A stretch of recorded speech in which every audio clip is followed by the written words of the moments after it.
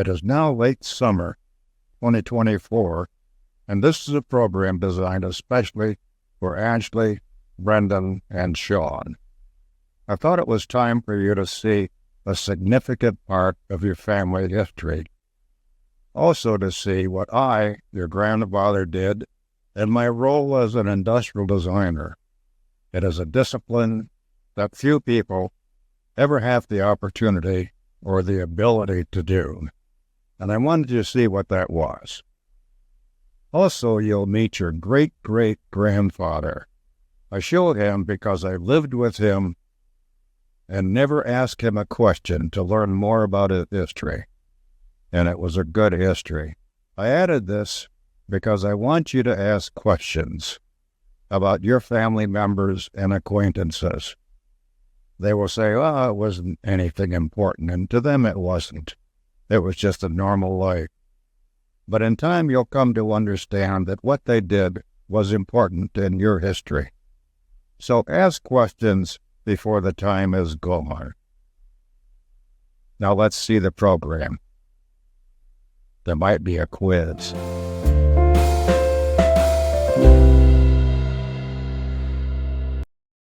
My maternal grandfather, Nicholas Shedd, was born in 1879. Now, you know there were no airplanes, no cars, no electricity, and no telephones. And I often wonder, what could I have learned from him if I had just asked more questions? Most of his life was spent coal mining. He suffered 3 underground mine explosions. The last one broke his back and caused 2nd and 3rd degree burns.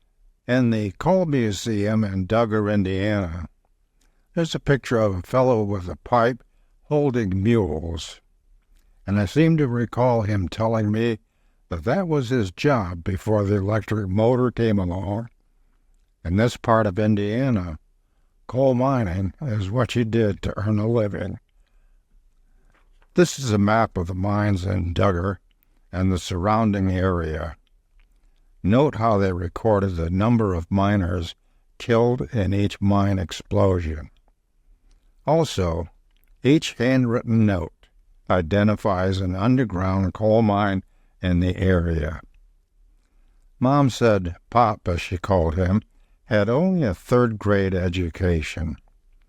Yet he and one of his 2 sons had a jitney service where they would go to the nearby train station in Linton, Indiana, and pick up traveling salesmen, whom Grandpa called drummers, and take them to nearby cities. He said his favorite car was the Willys Whippet. Unfortunately, the market crash of 1929 caused them to lose everything, and it was back to the mines for Grandpa. A few years after the death of my grandmother, my dad went to a Duggar and picked up Nick from the hotel and brought him up to Pontiac to live with us. And he was there for 5 years or more. Our small 2-bedroom house on 80th Street meant that he and I shared a bedroom for quite a while. I sure wish I had asked questions to learn more about his life.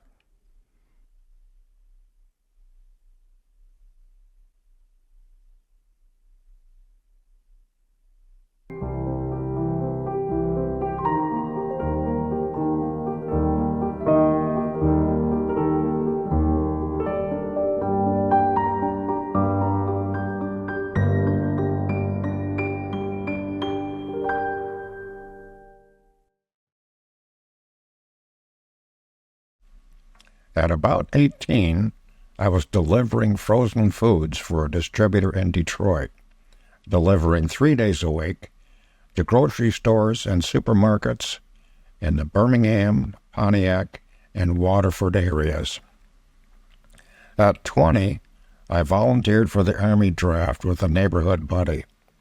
We did so to serve together, but he went to clerk typist school, then Germany. I chose aviation school, and after 12 weeks of training, was sent to Allen Army Airfield, Fort Greely, Alaska. That's about 85 miles south of Fairbanks. I was crew chief on an L-19, then a Beaver, and for 2 kind of interesting weeks, a tandem rotor helicopter. I was released in 1959, met Sharon that summer, and we got married a year later in June 1960. I had been taking a few classes at night in Detroit at the art school of the Society of Arts and Crafts. We were living in this upstairs apartment on Pingree Avenue. Sharon had continued work at Bell Telephone, and we decided I could go to school full-time and quit truck driving. In the fall of 1961, I had been in school for about 6 weeks, and we thought Sharon might be pregnant. Things seemed to be going well when all of a sudden, blammo, we got this. I was being recalled to active duty. Now, we couldn't prove that Sharon might be pregnant, and it was too soon for me to have a class standing. So about 3 weeks later, I'm in the Army again at Marshall Army Airfield, Fort Riley, Kansas. We gave up the apartment, and Sharon, now pregnant for sure, moved back to her parents' house in Waterford. Because this was a national crisis and I had a critical skill, we got only 3-day passes. I would leave the post Thursday night, driving 16 hours with a nap, then driving back to be on duty at 0800 Monday morning. Even on special occasions, it was a 3-day limit. On June 22, I got a message from Sharon's dad that Pam was on the way. That means that Pam was born on a Friday, and I don't recall whether I had any special consideration for a 3-day pass that weekend, or I had to wait for one of the future weekends. If there was any break, it was flying now and then with one of the guys who kept an airplane a short distance from our base. I had a car, he had an airplane. So early models of Loscom had no battery. So I'd hand prop like this wherever we went for an overnight family hello, and then on to Pontiac. No battery also meant no navigation instruments either. So it was across country for 600 miles at about 100 miles an hour, plus a stop or so for gas. I moved into the family room with Sharon in Waterford, started school again, and later we agreed to buy and move in to her granddad's place on Thorpe Street. As a former student, I enrolled in a new bachelor's degree program with no testing. It was an intense 4 years, with only short summer breaks. We began with 56 students. We graduated only 11, and I'm proud to say the local IDSA chose me as an outstanding grad of the class. Not bad for a high school dropout with a GED. During school, I had a number of summer jobs, including driving a dump truck, selling shoes at Tom McCann at Miracle Mile, and working at the engine plant at Pontiac Motor. I also worked part-time at the Catalina Lounge. It was built and owned by my brother and his wife's brother. I had learned bartending with a part-time job at the Officers Club in Fort Greely. I also received a lot of help from scholarships, which progressively, right on up to my final year, which was almost completely paid for. Several guys went on to automobile companies, other to product or exhibit design. Jerry Palmer, a certificate program student with 6 months ahead of me, went to Chevrolet, and he became head of all Corvette studios, and finally executive director of all GM cars, North America. One student and I became lifelong friends, Chesley Odom. Shirley and I went with him and his wife on a tour of China in 2001. He was a successful restaurant designer, with one of his restaurants being the Motor City Casino.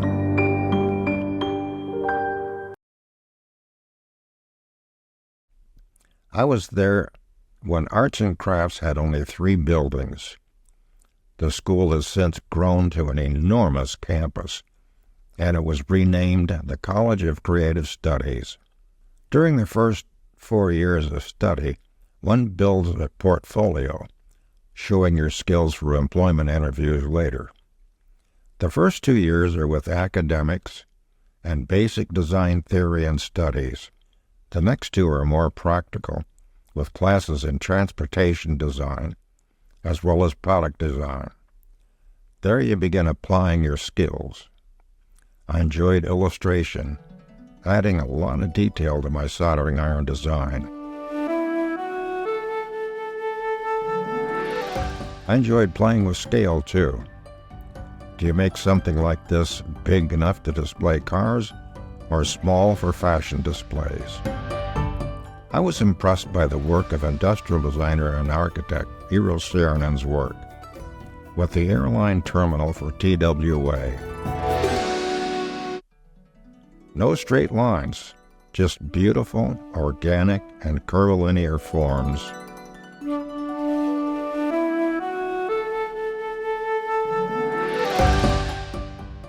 I experimented with shapes from my own living environment. Do you sit on it or live in it?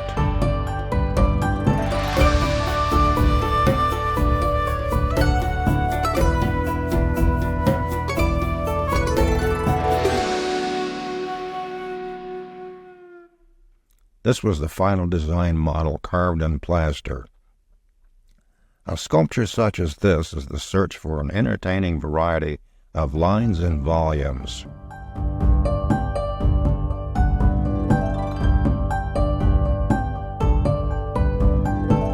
The guy on the back there is me at 28 years old. The bottle shapes were made with beer bottle glass in the basement of our house on Thorpe Street. By the way, Saarinen was also the designer of the St. Louis Gateway Arch, and beautiful furniture, including the remarkable tulip chairs and table in fiberglass reinforced molded plastic. Further, he was a student and teacher at Cranbrook Academy in Bloomfield Hills, Michigan.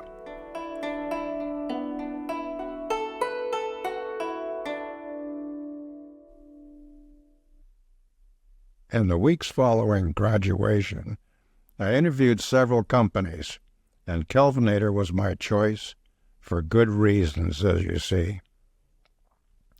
Kelvinator was a division of American Motors, or AMC.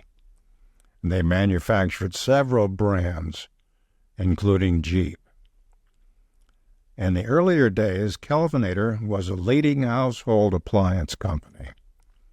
In the lower right-hand section of this old ad, it says it's the oldest maker of electric refrigerators for the home. Kelvinator invented the automatic defrost, and it was a leader in double-door refrigerators, double-door refrigerator freezers, and inside door panel shelf designs. There were 4 designers for all the other products, and my job was to design washers and dryers, room air conditioners, and dishwashers. The first few weeks would be set aside for design exploration.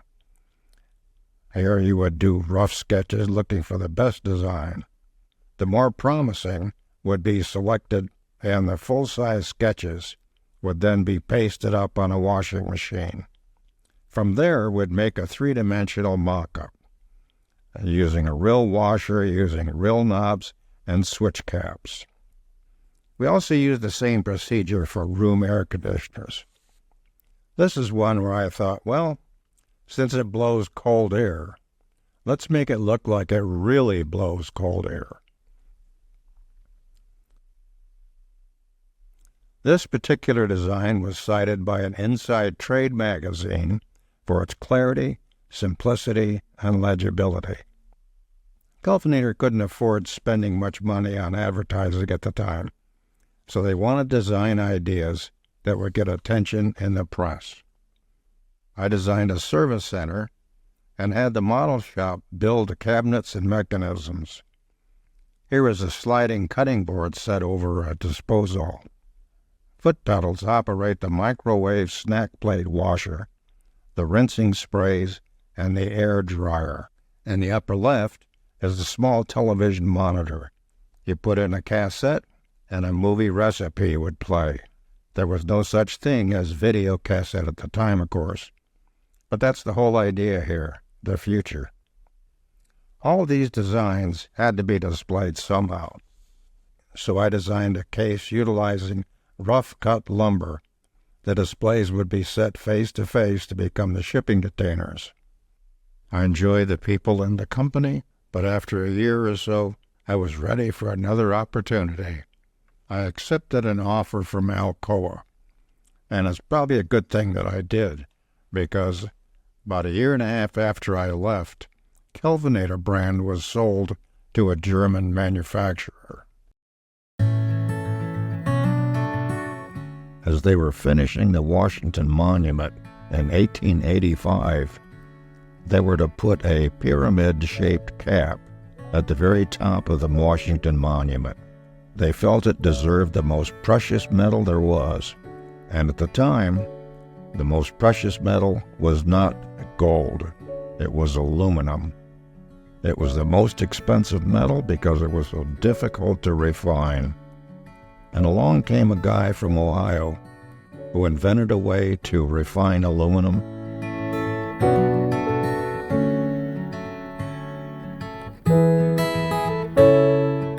Because this new material was so new, they had no one to buy it. So they decided they would make wherever aluminum cookware. It was refined as time went on. The first sets were sold door to door by college students. They would even use a set of cookware to make a dinner for the family to make a sale. They also had retail sales, of course. When I joined the company, I took on design responsibilities on the commercial side of the business. I experimented a little with sketching pan trolleys, even making one that looks like it's ready for high-speed duty. I designed a high-end heated, insulated cabinet for banquet service.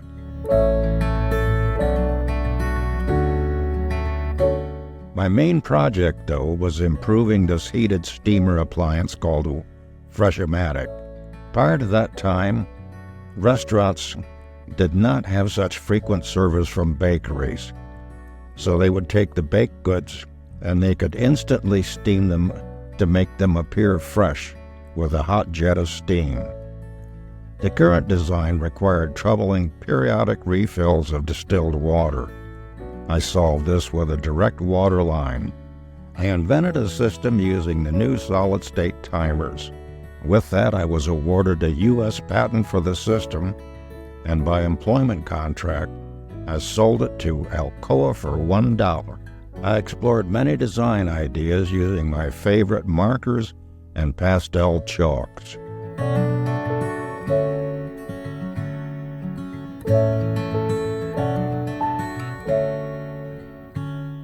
Here's an idea for steamers on the patio to make sandwiches. Build it into a refrigerator. These renderings were done using gouache paints on Meton board. I was having so much fun with this technique, I decided to see how flashy I could make a porcelain-coated chafer, as also with gouache paints. Because of my experience in commercial cooking equipment, I was offered a job as design director at a Worthington, Ohio design consulting firm. Richardson Smith, Worthington, Ohio, was one of the top 5 industrial design consultancies in the country. I was recruited by them as a design director Due to my experience in commercial cooking equipment, there were 5 product designers. The company had a broad range of projects in its history, including Crown lift trucks and machines, Gilbarco gas pumps, a design project on the control system for a harbor dredge, and many more.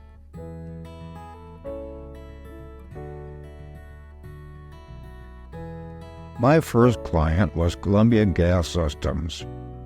Among our 5 other design directors, we had a broad range of talents, and we would buy time from one another as our projects required.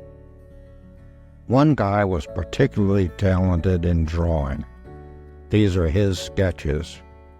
It was a very effective way when you describe and rough out ideas, then have John illustrate them. This model for Columbia Gas Systems was the work of our model shop. Designs were quickly and effectively modeled with foam core sheets. They were fast and very effective. Another client of mine was Coleman Products. This project was to generate ideas for new products. A project for all was packaging ideas for one-a-day vitamins. Reviewing all competitive products was vital, and we came up with a wide range of ideas.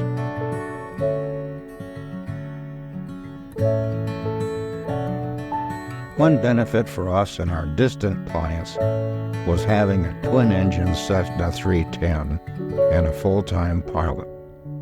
This meant a time savings because we would not have to charge for wait time and travel time to and from airports. We could leave and return within hours as needed. Furthermore, they would not have to pay for overnight hotels and meals. The client would be billed for the same amount as they would if we were using airline tickets. It sure was a great way to travel. I relocated to Cincinnati, Ohio to join the Clopay Corporation in the spring of 1972. It was at Clopay that I first met Shirley, who was then assistant to the president of the biggest of our 4 divisions. 8 months or so prior to that time, 1971, there was a very sad time for all. Sharon and I divorced. She, Pam, and Kevin moved back to Waterford. She joined Michigan Bell, and it took time for her to get going. Tough at the time, yet Sharon and I decided that we would set a schedule to be sure that Pam, Kevin, and I spent time together during summer vacations and all the major holidays. I moved into an apartment across the river from Cincinnati in a complex known as the Bluffs. This was where I met Janice. She lived there, and I lived in this apartment. Each summer, her 2 nieces would visit during the summer, and this made a better time for Pam and Kevin when they visited during the summer. They would spend time at the nearby Kings Island amusement park. Even Grandma and Grandpa went with them one time. The Bluffs also had a diving pool, much to the pleasure of the 4 of them. My job with Clopay was corporate staff level position as design director. Our department would manage each division's exhibit properties, point of purchase displays, all printed material including brochures, packaging, and product design. The 4 divisions were window coverings, decorative coverings, residential and commercial garage doors, and plastic products.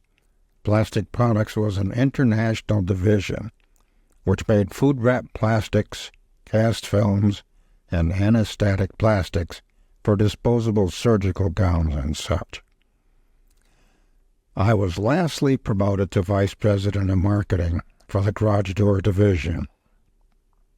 Years after I left to go into private business, Clopay closed or sold all the divisions except the garage door division. Clopay now is a $1.6 billion company.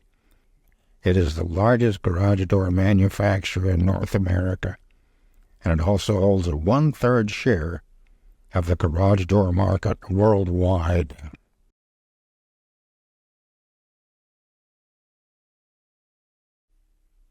Janice's father sold his business, and she was one of the family members who benefited.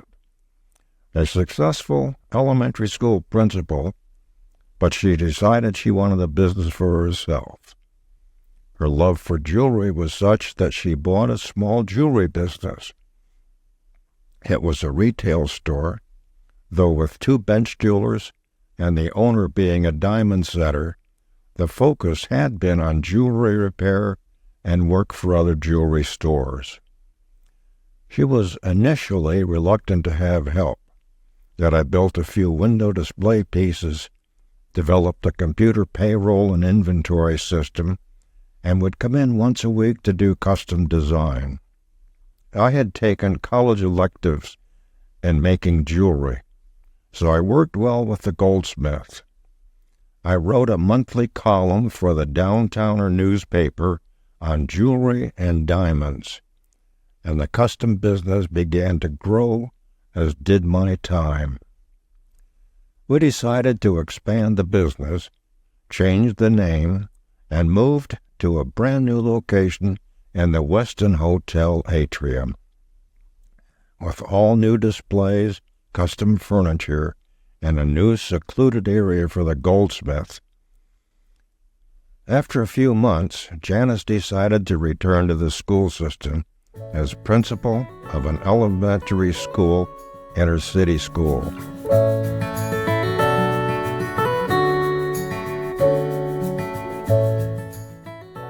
A custom design meant meeting several times with the client to refine the design, and often to the point we were invited to weddings.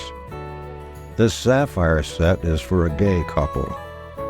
We went to that wedding and reception too. I would never copy another design. Everything was original and required that I do sketch after sketch to find a good idea.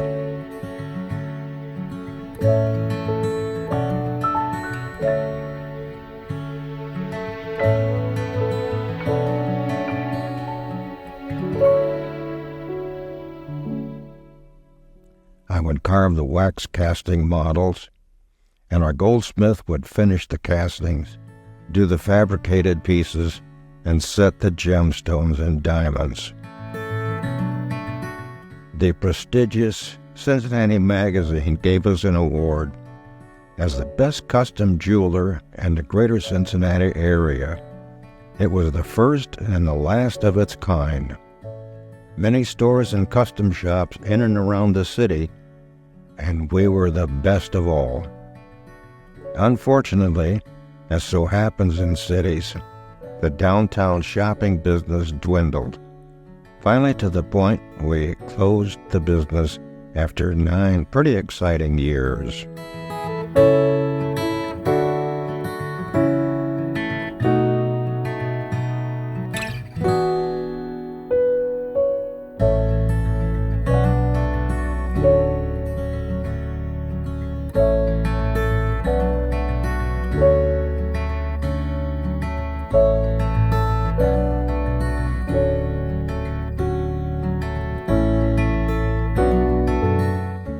When we come back, we'll tell you why diamonds are not McDonald's best friend. Give it to me. A local businessman in town may be biting off more than he can chew with his latest advertising campaign. Seems he's borrowed from the burger bandwagon in an effort to show just how deliciously distinctive his custom-made jewelry is. But as Suzanne Gatto reports, one fast food chain says the jeweler cannot have it his way. It's good time. Great taste. It's like McDonald's, the king of McAdvertising. What's McAdvertising, you asked? You know, McNuggets, McMuffins, McJewelry. McJewelry? Hold the special sauce a minute. what does jewelry have to do with hamburgers? Well, we're not comparing ourselves with hamburgers. We are steaks. Others might be hamburgers and cheeseburgers, but we are perhaps steak and shrimp. Understand now? Well, it's all part of Bradley Custom Jewelers' new advertising campaign. Unlike other jewelers, company president Greg Mooney says his store creates custom-made, one-of-a-kind pieces. So in their advertising, he says they took something ordinary to show off the extraordinary. The good time, great taste of McDonald's. But officials at McDonald's Corporation didn't find the ad amusing, and they're not giving the jewelry store a break today. Instead, they sent Mooney this letter claiming their products were anything but ordinary. In fact, the letter claims there's nothing more distinctive than a Big Mac, Quarter Pounder, or a McDLT sandwich. When you first got this letter, what did you think? It made my day. I thought it was wonderful. Of course, Mooney says he never meant to offend the big hamburger giant, and he really doesn't understand what all the McFuss is about. Well, even though Bradley's has gotten a lot of beef over this latest advertisement, they say the ad stays. In the meantime, McDonald's says they're getting ready to test a new product, McDonald's carrot sticks. And they've already warned Bradley's not to get any funny ideas about comparing carrots. Suzanne Gatto, Channel 9. Coming up next, we'll tell you why McDonald's is McFuming about a Cincinnati man.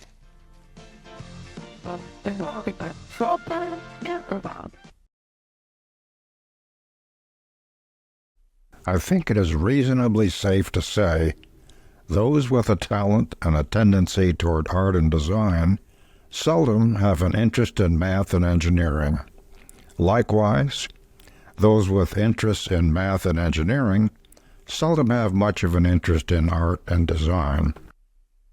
Of course, the historic rarity would be the 15th century Renaissance genius, Leonardo da Vinci. An exceptionally creative artist with an outstanding mechanical imagination. He was the painter of The Last Supper, the Mona Lisa, and he was a fine artist and interested in the anatomy of the human being. He was also the designer of the self-supporting bridge, a flying machine, a battle tank, and many other machines.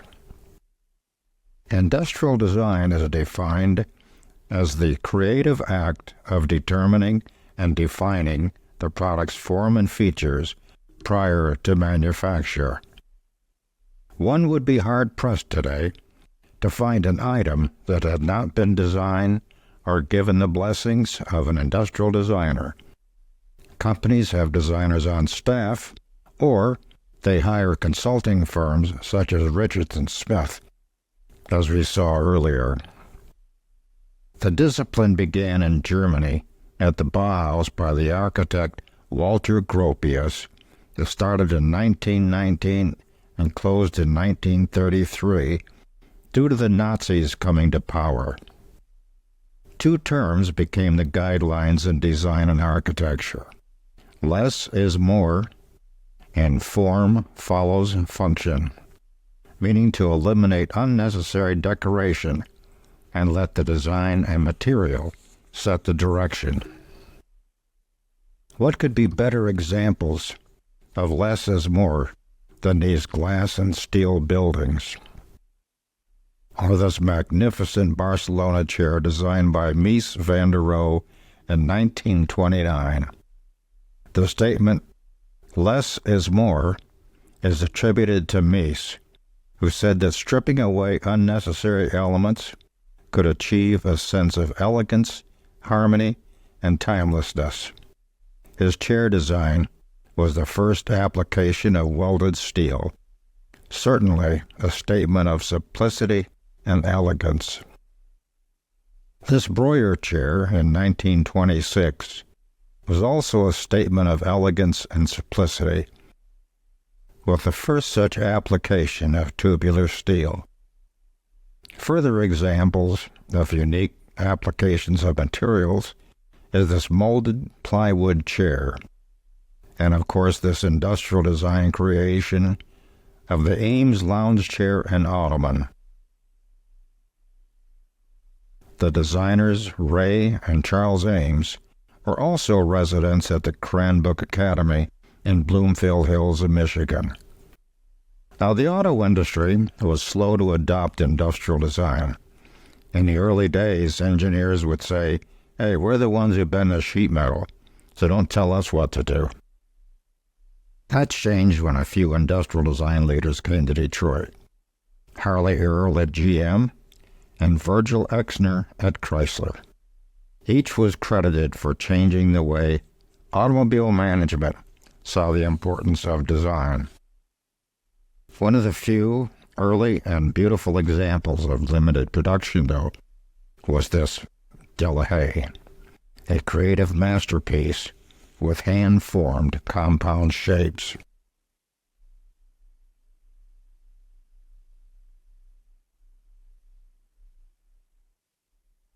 And also this classic design of the Cord Duesenberg. It was influenced by then-teenager Alex Tremulous, who would later be chief designer of the revolutionary of Tucker Automobile, then head of Ford's advanced styling, including the Mustang I, and later the designer of the Bonneville World Speed Record holder Triumph motorcycles from Detroit. I knew Alex Tremulous because he would fill in as an instructor now and then at Arts and Crafts. Of course, we never got any design work done. We just wanted to hear his fantastic stories. Slowly, industrial design began to take hold and grow at the auto companies as clay modeling was used more and more extensively to test design ideas. And after the war, in the late 1940s and early 1950s, when people were recovering from rationing during the war economy, they were hungry for and ready for more and better things. This, too, was a period where the designers went nuts with tail fins in chrome. Tail fins, of course, were influenced by the romance of fighter airplanes. It was a time when more and more industrial designers were providing new and exciting ideas to stimulate the industry.